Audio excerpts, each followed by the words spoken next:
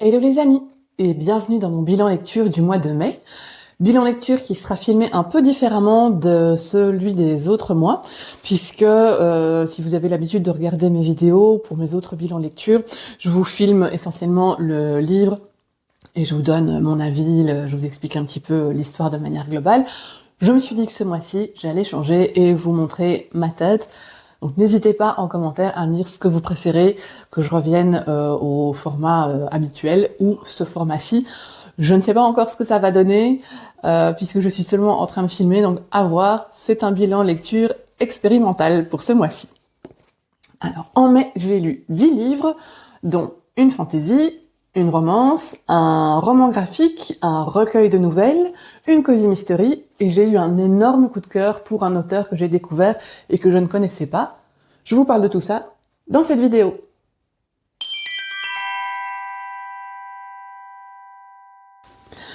J'ai lu le premier tome de la trilogie Les Ombres de Julia, qui s'intitule La fille de la noyée.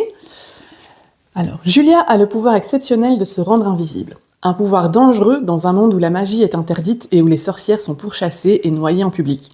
Mais un pouvoir très utile pour une voleuse et une espionne, car Julia en est une, la meilleure, et elle l'a bien compris, le crime paye. Ce qui m'a fait craquer pour ce livre, c'est la première de couverture, je trouve l'illustration absolument magnifique. Pour l'histoire en elle-même, je suis un peu plus mitigée, d'autant qu'au cours de ma lecture, je me suis rendu compte que c'était édité par les éditions Milan et que c'est considéré comme donc c'est de la fantaisie, mais dans la littérature jeunesse. Je trouve que pour de la littérature jeunesse, c'est peut-être un peu compliqué à lire, assez long. En fait, j'ai trouvé surtout l'histoire très longue, le récit très lent à se mettre en place. Le livre fait 380 pages, 377 pages, voilà. Le récit fait 377 pages et pendant les 200 premières pages, je me suis vraiment dit que c'est long, que c'est lent. Et dans les 100 dernières pages, par contre, tout s'accélère. Et je suis donc contente d'avoir poursuivi et de l'avoir lu jusqu'à la fin. Mais en soi, je sais pas si je le recommanderais et je sais pas si je le recommanderais comme de la littérature jeunesse. Il n'y a pas de choses extrêmement violentes, il n'y a pas de mots. Oups, le petit monsieur qui est juste à côté de moi, vous allez peut-être l'entendre. Donc je disais, il n'y a pas de scènes extrêmement violentes, même les scènes de noyade des sorcières sont pas hyper explicites. Donc c'est pas que ça puisse choquer, mais c'est que je pense que c'est pas... Je sais pas, c'est compliqué à expliquer mon ressenti, mais j'ai pas trouvé ça super fluide en fait dans la lecture, et certains personnages, à mon sens, n'ont aucun intérêt. Si on les retire du récit, ça ne change rien. J'ai eu l'impression qu'ils étaient juste là pour rajouter des pages au volume. Donc, à voir. J'ai les 2 tomes suivants, donc je sais toujours pas si je vais leur donner une chance, si je vais les lire ou pas. Vraiment, je recommanderais pas. Ce premier tome, en tout cas, je le recommande pas. Les 100 dernières pages étaient plus intéressantes que le début, mais le livre dans sa globalité, pour moi, c'est un gros bof.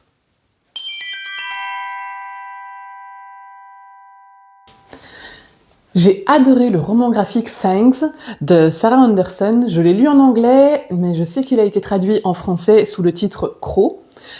Ça raconte la rencontre entre Elsie, une vampire de 300 ans, et Jimmy, un loup-garou, qui se rencontrent un soir dans un bar, tombent amoureux, et tout le récit, c'est une suite de petites interactions entre eux deux. C'est assez léger et c'est vraiment très drôle si on aime l'humour noir. Par exemple, une des planches, c'est Jimmy qui lui dit « Et si on avait un enfant ?» Et elle lui répond « Pour manger ?»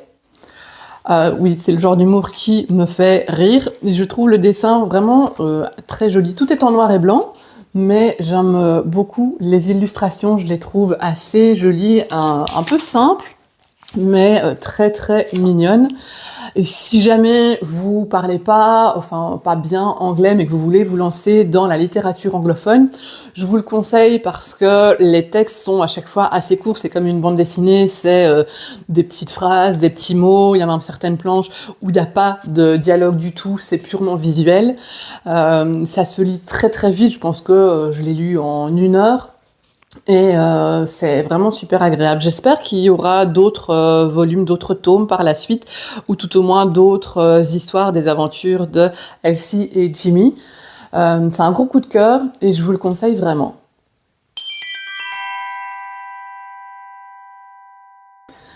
J'ai lu Histoire de, un recueil de 9 nouvelles de toute une série d'auteurs variés. Je l'ai trouvé en boîte à livres et j'ai craqué dessus en me disant, il y a des auteurs que je connais, Agatha Christie, Marc Lévy, Christian Jacques, donc je pensais que ça pouvait être assez sympa. Et au final, bilan mitigé. D'ailleurs, je l'ai pas fini, j'ai pas lu les 2 dernières nouvelles. J'ai été un peu perdue en fait. Les 3-4 premières nouvelles que j'ai lues, les styles étaient trop différents d'un auteur à l'autre. Alors c'est peut-être de ma faute, peut-être que j'aurais dû fractionner, ne pas les lire les unes à la suite des autres, me dire un jour une nouvelle. Ce que j'ai essayé de faire pour la suite du livre, mais malgré tout, ça ne m'a pas aidé à l'apprécier davantage. Quand je lis un recueil de nouvelles, j'aime qu'il y ait un fil conducteur de l'une à l'autre. Alors ici, oui, il y a un fil conducteur, mais qui, à mon sens, est beaucoup trop léger, à savoir que le point commun, c'est juste qu'il y a une personne qui meurt dans chacune de ces nouvelles. Mais elles peuvent mourir de manière très variée. Ça peut être un meurtre, une mort accidentelle. Donc, je ne sais pas. Pour moi, ça a fait quelque chose de beaucoup trop vague et j'ai eu une sensation de quelque chose d'un peu brouillon en lisant ce recueil de nouvelles. Donc, je l'ai pas terminé et je le conseille pas, du coup, forcément.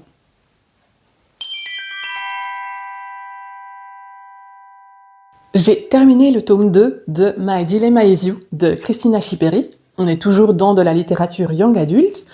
Et on suit toujours Chris et Cameron qui vivent enfin leur amour au grand jour, mais le passé revient les hanter. Suzanne est bien décidée à se venger et l'ombre de la mystérieuse Carly plane dangereusement au-dessus du couple. Chris commence à douter. Cam a-t-il vraiment oublié ses 2 anciennes conquêtes ? Heureusement, elle peut toujours compter sur ses amis Sam, Nash et le très prévenant Austin. J'ai clairement préféré ce 2e tome au premier. Je trouve que la plume de l'auteur a pris en maturité. Elle avait que 16 ans quand elle a écrit le premier tome.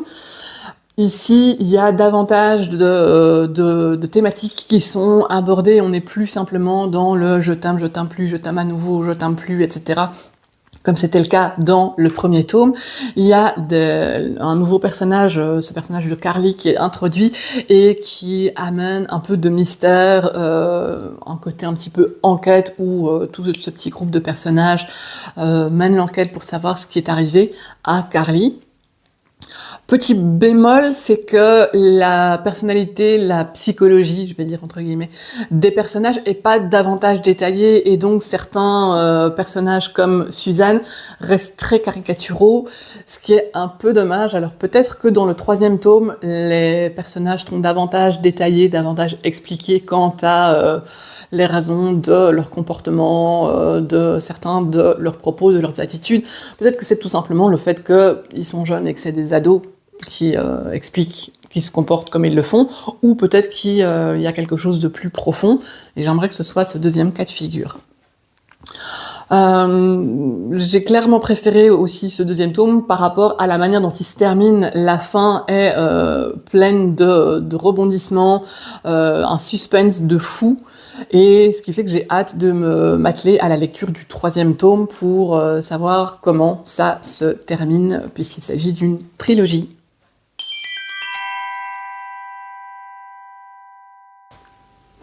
J'ai lu le tome 6 de la série Le chat du bibliothécaire, qui s'appelle Arsenic et Vieux bouquin. Je vous lis la 4e de couverture. Charlie Harris, notre bibliothécaire préféré, se voit chargé d'une nouvelle mission. Étudier les 4 volumes du journal intime datant de la guerre de sécession d'une aïeule de la mère d'Athéna. Elle en a gracieusement fait don aux archives, mais elle pense que ce qu'il renferme pourrait aider son fils, lancé dans une carrière politique, à affronter son féroce adversaire, Jasper Singletary. Lorsque la mort frappe, Charlie comprend que certaines personnes sont prêtes à tuer pour remettre la main sur ces précieux documents. C'est une série que j'aime toujours autant, qui est toujours dans le style Cozy Mystery, où ce qui fait la particularité de cette série, c'est le chat, du bibliothécaire, d'où le titre de la série, qui est un énorme Maine Coon de 15 kilos et qui a son petit rôle à jouer dans chacun des tomes, dans chacun des volumes. Ça crée une ambiance cosy, et ce que j'aime aussi beaucoup, c'est que même si on évolue à chaque fois dans le même environnement, la petite ville d'Athéna, on recroise des personnages qui sont récurrents d'un tome à l'autre, mais il n'y a néanmoins pas de répétition, pas de redite. Chaque personnage suit sa propre évolution à travers les différents tomes. Et donc ça, je trouve ça super chouette. D'autant que même si on les prend pas nécessairement dans l'ordre, je pense que c'est pas perturbant. L'auteur réussit à réintroduire à chaque fois les personnages sans faire de super longues descriptions, mais sans qu'on soit trop perdu. Si on débarque dans le livre, on peut se dire ah bah oui, tel personnage a tel lien avec Charlie Harris. C'est une écriture assez fluide. Et c'est vraiment du pur cozy mystery. Il y a rien d'angoissant, rien de stressant, pas de scènes hyper sanglantes. Les meurtres sont pas hyper violents, tout au moins dans leur description. Et bien qu'on reste d'un tome à l'autre dans la sphère littéraire, sur la scène culturelle de cette petite ville imaginaire d'Athéna, il n'y a pas non plus de redites, de répétitions dans le schéma global de chaque tome. À chaque fois, l'auteur réussit à trouver de nouvelles pistes, de nouvelles façons d'exploiter cette thématique de la sphère littéraire. Ici, voilà, on est sur une enquête liée à des vieux ouvrages datant de la guerre de Sécession. Dans les autres tomes précédents, il y a eu une enquête sur la mort d'un auteur de pièces de théâtre. Il y a eu une enquête sur... Bon, effectivement, à chaque fois, c'est des enquêtes sur des morts, forcément, puisque c'est des cozy mystery. Mais il y a eu une enquête sur la mort d'un collectionneur de livres d'art. Enfin bref, à chaque fois, c'est vraiment une nouvelle manière d'aborder cette thématique. Et je pensais pas qu'au bout de 6 tomes, il y ait la possibilité à chaque fois d'apporter un élément de nouveauté dans cette thématique.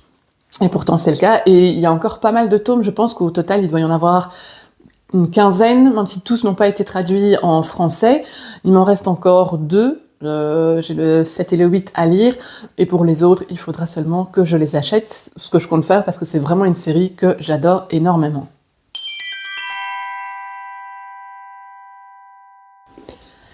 J'ai adoré Mon faux couple avec le Highlander grognon de Estelle Evry, qui fait partie de la saga Chaos dans les Highlands. Je vous lis le 4e de couverture. Il est médecin, il est grognon et tout le village le déteste. Entre les habitants qui regrettent son prédécesseur adoré, une aubergiste qui le met à la porte et une réputation de médecin aussi froid qu'un loch en hiver, Finn MacLeod est officiellement l'homme le moins populaire des Highlands. Mary MacGregor, vétérinaire dévouée et indépendante, connaît trop bien les manœuvres de sa grand-mère Maggie. Quand celle-ci lui impose une cohabitation avec le nouveau médecin grognon, Mary décide de transformer la contrainte en opportunité, prétendre être en couple avec Finn pour apaiser le village. Un arrangement temporaire, des règles simples et surtout aucun attachement. Sauf que Ragnar, le mouton lunatique d'Écosse, adopte Finn immédiatement, que les Highland Games transforment leur comédie en spectacle public et que leur faux baiser commence sérieusement à brouiller la frontière entre le jeu et la réalité. Fake dating, vrai sentiment et chaos garanti dans les Highlands. Alors moi, dès qu'on me parle des Highlands, forcément, ça m'intéresse. J'avais déjà lu de la série Chaos dans les Highlands l'étrange Noël de Hamish, qui est un personnage récurrent de cette série et qui est le petit mouton mascotte de la famille. Ici, on est sur une comédie romantique dans la plus pure tradition. Dès le début, on sait comment ça va se terminer, on se doute de comment ça va se terminer entre Mary et Finn. Mais les interventions de Hamish, le petit mouton, et son copain Ragnar font que c'est hyper hilarant, hyper agréable à lire, super fluide, jouissif. Et il y a cet élément d'imprévu apporté par ces interventions animalières qui font qu'on s'attache au récit, on a envie de le lire jusqu'à la fin. Donc je vous le conseille si vous avez envie d'une lecture sympa, sans prise de tête, aussi agréable qu'un téléfilm de l'après-midi.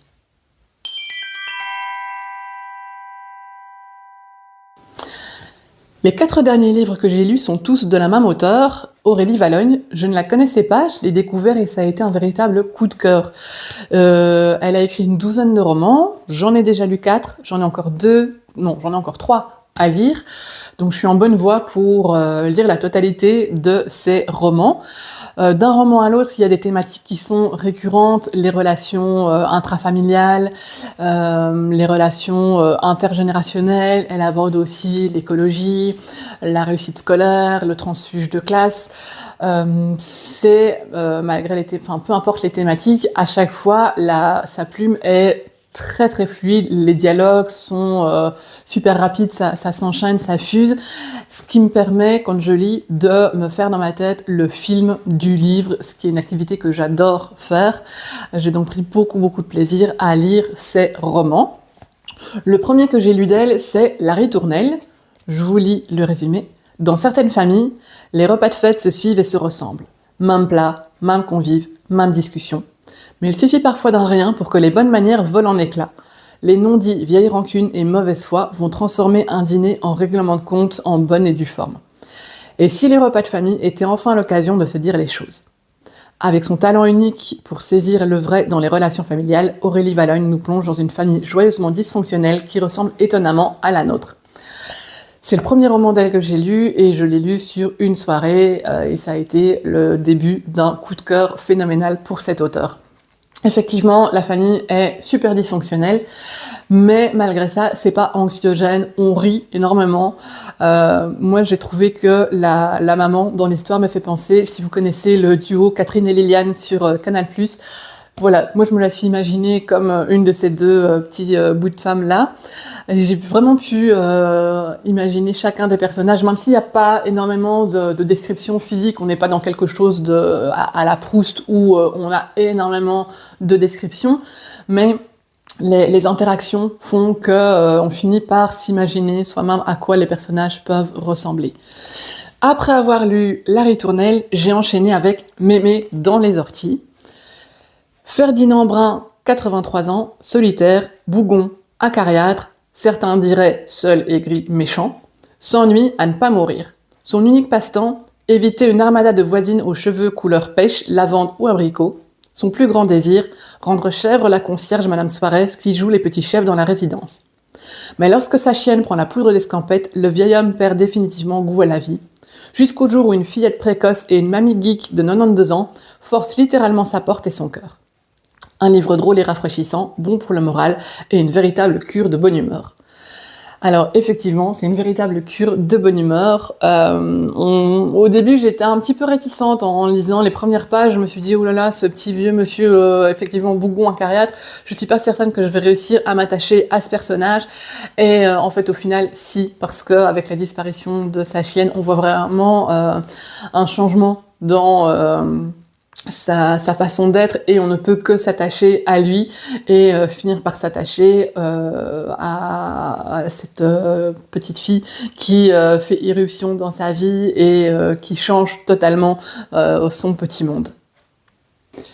J'ai ensuite lu En voiture Simone, dont voici le résumé. Pour une comédie familiale irrésistible, il vous faut un père despotique et égocentrique, Jacques, une mère en rébellion après 40 ans de mariage, Martine, leur fils, Mathieu, éternel adolescent mais bientôt papa de 3 enfants, Nicolas, chef cuisinier le jour et castrateur tout le temps, Alexandre, rêveur mou du genou, et 3 belles filles délicieusement insupportables, Stéphanie, mère poule angoissée, Laura, végétarienne angoissante, Jeanne, nouvelle pièce rapportée, féministe et déboussolée, dont l'arrivée va déstabiliser l'équilibre de la tribu. Mettez tout le monde dans une grande maison en Bretagne, ajoutez-y Antoinette, une grand-mère d'une sagesse à faire pâlir le Dalai Lama, et un chien qui s'incruste, mélangez, laissez mijoter et savourez. Donc, une fois de plus, on est sur les mêmes thématiques exploitées par Aurélie Valognes. Jusqu'à présent, ça me dérange pas particulièrement que ce soit des thèmes récurrents d'un livre à l'autre. Ça reste toujours des récits très légers, très agréables à lire, qui se lisent très rapidement. Les 3 premiers sont pas très longs, ils font en moyenne en général 250 pages.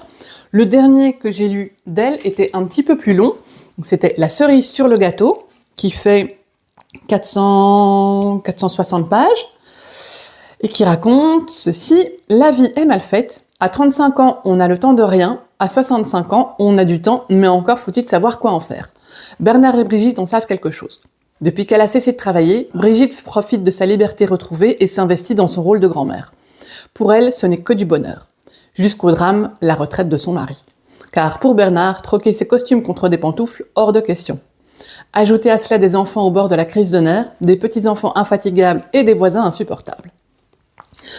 C'était super agréable à lire, vraiment super drôle, avec une nouvelle thématique dans celui-ci qui est l'écologie, sans que ça soit moralisateur.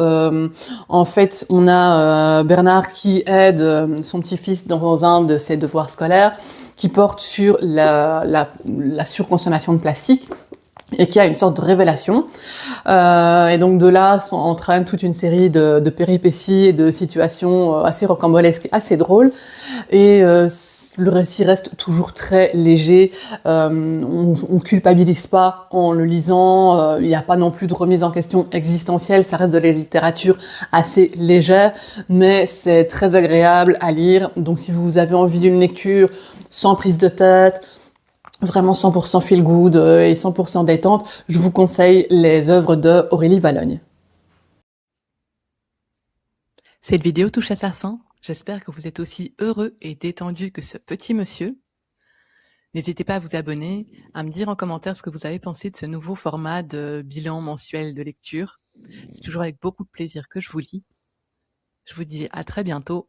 Prenez soin de vous.